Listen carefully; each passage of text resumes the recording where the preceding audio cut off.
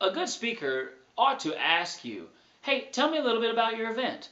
But if they don't, you should offer that information up, definitely. And just tell them a little bit about your event. What are you putting together? What is your goal? One of the questions that I always ask that your speaker should definitely know, make sure that any speaker that you're considering, make sure that they know, what do you want your audience members to walk away with? What is the theme of the event?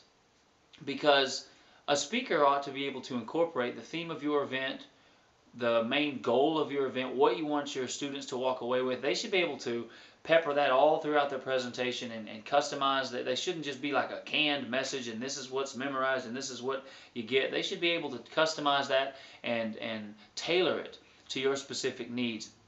But tell them about your event, and then ask them, what topics do you present on? And that speaker ought to give you some topics that relate to your event, not just go on a tangent about, oh, here's what I do and it's fantastic. Well, if it doesn't suit your needs, what difference does it make how fantastic it is?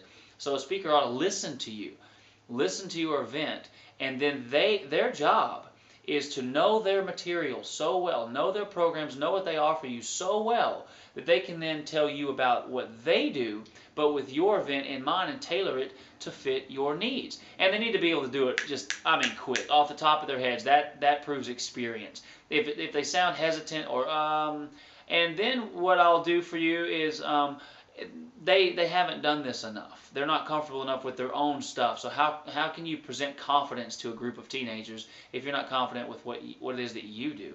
And make sure that they're not sounding choppy. Make sure it comes across smooth. You don't want them to be reading from a script. Now, we all do it. When I first started out, that's what I did too. I wrote out a script and here's what I want to say, and and a professional person will do that. But you can also hear the inexperience in someone's voice, that they haven't been speaking for a very long time, if they have to look at a script in order to answer a question about themselves, about what they're supposed to be an expert in.